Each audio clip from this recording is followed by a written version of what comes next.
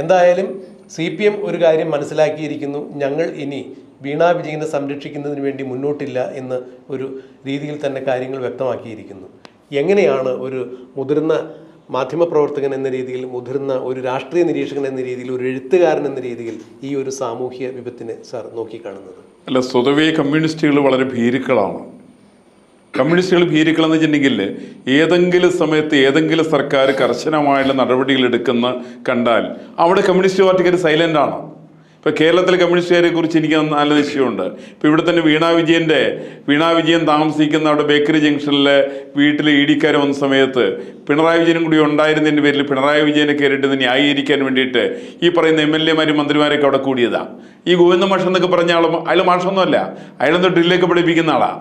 ഈ പറയുന്ന ഡ്രില്ലൊക്കെ പഠിപ്പിക്കുന്ന അന്തവും കുന്തവും ഇല്ലാത്ത ചില ആളുകൾ, ഗുസ്തി പഠിപ്പിക്കുന്ന ചില ആളുകൾ, അവരൊക്കെ അവിടെ ഒന്നിച്ചു കൂടാനുള്ള കാരണം അവർക്ക് ആരെങ്കിലും ഭയം വേണം സ്ഥിരമായിട്ട്. അന്ന് അവർ ഭയപ്പെട്ട പിണറായി വിജയനാണ്.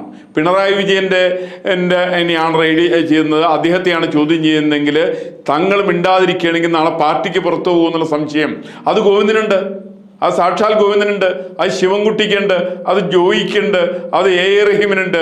ഇവർക്കൊക്കെ അത് ഉള്ളതിൻ്റെ പേരിൽ ഇവരെല്ലാവരും കൂടി അവിടെ തടിച്ചുകൂടുകയായിരുന്നു. അതേ സമയത്ത് ഇന്നലെ സംഭവിച്ചത് എറണാകുളത്ത് വീണ വിജയനെ കൊണ്ടുവന്ന സമയത്ത് അവിടെ ഇതിൻ്റെ ആവശ്യമൊന്നുമില്ല എന്ന് മാത്രമല്ല, ഒന്ന് കൃത്യമായിട്ട് കമ്മ്യൂണിസ്റ്റ് സഹാക്കൾക്ക് മനസ്സിലായെന്ന് വെച്ചിട്ടുണ്ടെങ്കിൽ ബേക്കറി ജംഗ്ഷനിൽ കൂടിയിട്ട് അക്രമം കാണിച്ച, തെമ്മാടിത്തരം കാണിച്ച, ഗുണ്ടായുസം കാണിച്ച എല്ലാ ആളുകളും പിടിച്ച് ജയിലിട്ടവര് 26 പേരാണ് അവിടെ ജയിലിൽ കിടക്കുന്നത്. എല്ലാ സഹാക്കന്മാരും ഇപ്പോൾ ഗോതമ്പുണ്ട് തിന്നുകൊണ്ടിരിക്കുകയാണ്. പോലീസ് ശക്തമായിട്ട് നടപടി സ്വീകരിക്കുകയാണെങ്കിൽ ഈ കമ്മ്യൂണിസം എന്ന് പറയുന്ന പ്രസ്ഥാനം കേരളത്തിൽ ഉണ്ടാവില്ല എന്നുള്ള കാര്യത്തിൽ എനിക്കൊരു സംശയമില്ല.